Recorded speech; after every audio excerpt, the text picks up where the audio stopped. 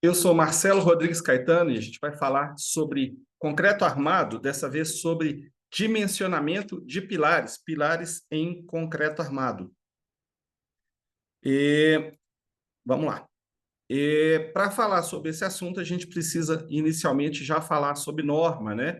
A BNT 6118, Projeto de Estruturas de Concreto, tá certo? Aqui a gente tem pilares de concreto armado tradicionais sendo usados hoje na construção civil e aqui imagens de perfil e corte, né? Do concreto armado. Lembrando que o concreto armado é aquela união de concreto com a estrutura metálica, tá certo? Então, vamos lá. Essa norma, ela fala da segurança estrutural, né, os critérios de segurança para projeto e cuidando dos limites para a resistência dos materiais e as cargas do projeto. Cuida também de durabilidade, né, considerando fatores ambientais e de uso, os cálculos estruturais considerando cargas permanentes, variáveis e acidentais, assim como os requisitos dos materiais, né, basicamente concreto, aço para armadura e os aditivos que podem ser usados, certo? Aqui a gente vê alguns pilares, exemplos clássicos de pilares aqui, pilar da Acrópole na Grécia, né? Um pilar artístico aqui, estátuas, né? E também exemplos de pilares em galpão de estrutura metálica, né? No caso aqui não é concreto armado, mas também são exemplos de pilares, tá certo? Definição na norma, o que são pilares? São elementos lineares de eixo reto, geralmente estão dispostos na verticais, em que as forças normais de compressão são preponderantes, né? Uma observação, esses pilares eles podem estar sujeitos a cargas em momentos diversos, né? Forças e momentos fletores podem gerar flexão composta normal ou reta e flexão composta oblíqua. E eles podem ser classificados como intermediários de extremidade e de canto, tá? Os métodos para cálculo, curvatura aproximada, baseada em pilar fadão, ou rigidez aproximada. São estudados pilares de seção retangular e nós fixos, né? Roteiro de cálculo de pilares, a gente precisa calcular força normal, índice de SBUTs, momento fletor mínimo, SBUTs limite, e o cálculo do momento fletor total e da armadura, tá certo? Lembrando aqui, mais uma vez, a gente tem os esforços externos solicitantes, né, que podem compreender forças normais, momentos fletores e forças cortantes. Com relação à durabilidade das estruturas, né, são necessários cálculos sobre as características do concreto e a espessura e a qualidade do concreto do cobrimento. E também é necessário verificar as classes de agressividade, né, que estão ligadas ao local, né, de uso, instalação dessas estruturas, certo? Então, vamos lá. Características para dimensionamento: concreto estrutural, né, o concreto usado em obras, aço, armadura passiva, o cobrimento e os estribos. Então, a gente tem aqui o concreto, normalmente, pode ser um concreto usinado, ou mesmo um concreto feito em loco, né? E aí a gente vai trabalhar aqui com os FCKs característicos, né? Por exemplo, 25 MPa, que é o concreto C25. As armaduras de aço, né, são padronizadas na construção, por exemplo, CA50, que possui 500 MPa. O cobrimento, né, é necessário calcular, né, essas distâncias de cobrimento, assim como os estribos, tá? Falando um pouquinho rapidamente de segurança e estados limites, nós temos que verificar também estados limites últimos, que são relacionados à ruína estrutural, à ruptura, paralisação de uso da estrutura, e os estados limites de serviço, que são mais relacionados ao conforto do usuário e à durabilidade, aparência, boa utilização dessas estruturas. Afinal, ninguém quer uma estrutura que vai ruir, tá certo? Então, vamos lá. Pilar biapoiado, diretrizes iniciais para cálculo. Vamos pegar um exemplo aqui mais simples, né? A gente precisa inicialmente definir os carregamentos e os materiais. Então, vamos partir de aço, de concreto, esforços verticais e horizontais, momentos. A gente precisa definir seção e altura do pilar e definir a armadura, tá certo? Então, nesse exemplo, vamos trabalhar com aço de FCK 25 MPa, que é o CA50, né? E aqui com esses esforços aqui, tá certo? Altura de 2,80 do pilar e as dimensões do pilar 14 por 10. Então, isso aqui retirado de projeto arquitetônico, tá, pessoal? Essas dimensões. Tá? A gente tem em norma aqui, ó, chegamos ao primeiro problema, né? Então, o arquiteto aqui definiu que ele quer um pilar de 14 por 40, na verdade, não é o arquiteto que definiu, a parede é 14 por 40, né? Então, leva-nos a tentar colocar um pilar de 14 por 40, a parede é de 14, né? Desculpa, o pilar 14 por 40. Então, tá. Então, a norma me fala o seguinte, que os pilares devem ter, no mínimo, 19 centímetros, né?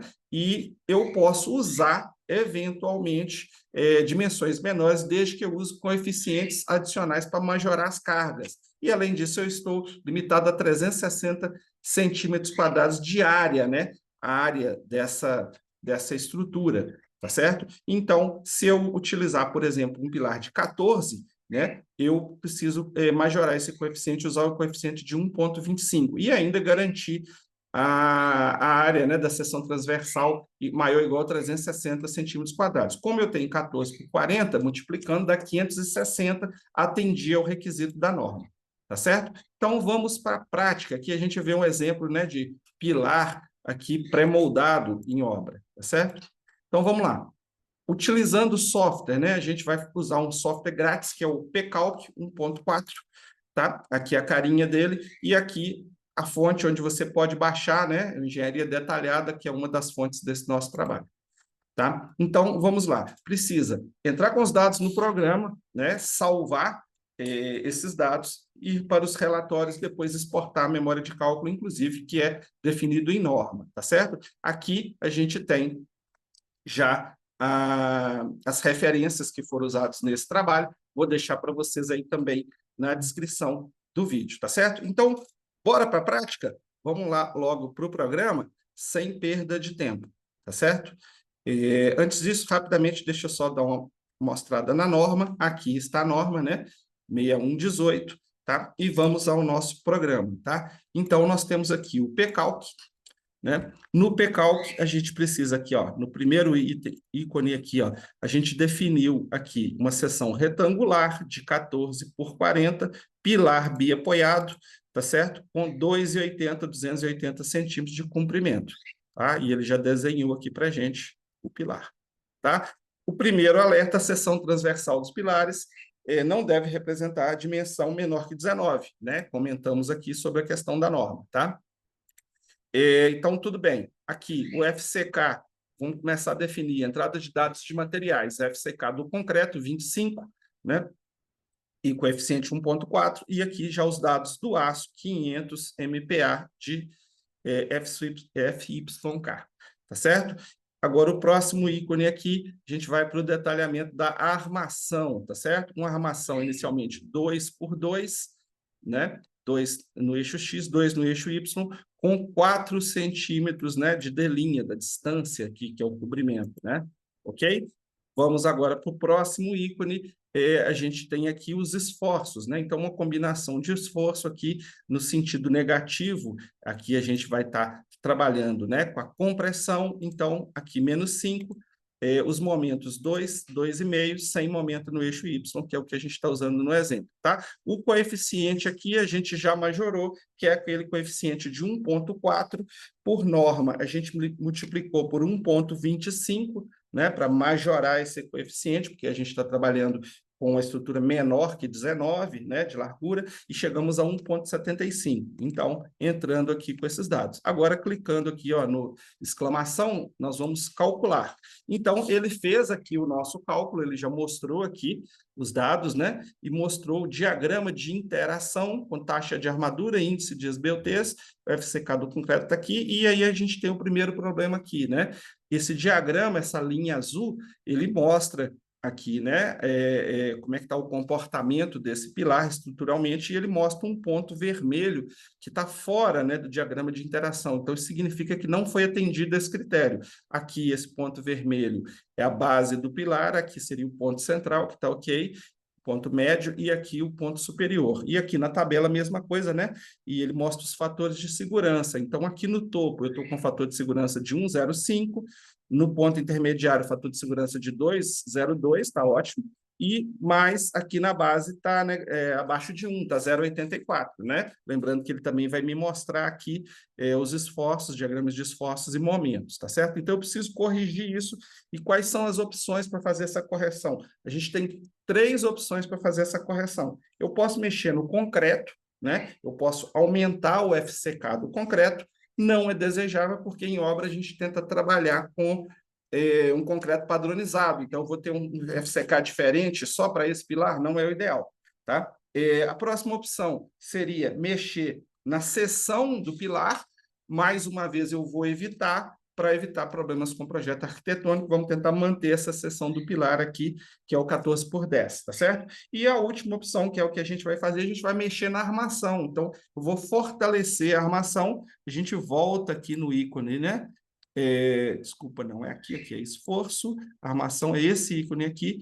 Então, a gente vindo aqui no ícone da armação, eu estou trabalhando com 2 barras no horizontal, no eixo X, e 2 barras no Y, que é o mínimo que a norma me permite. Como eu estou com problema no Y, né, eu vou aumentar aqui, vou passar para 3 barras, ok? E vou mandar calcular de novo. E aqui a gente pode ver que foi resolvido o problema, tanto aqui na tabela dos esforços, né? O fator de segurança foi para 1,07, né? Tá ok? E aqui a gente verifica que estão todos os esforços, né? Eles estão aqui dentro do diagrama de interação, né? Então está atendido a especificação. Próximo passo agora, pessoal, vamos salvar, né?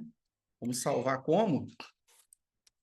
Teste final, tá? Vamos salvar aqui e vamos ver resultados. Aqui a gente vai ver memória de cálculo, que é um outro item que a norma pede. Vamos colocar observações aqui, ó. Memória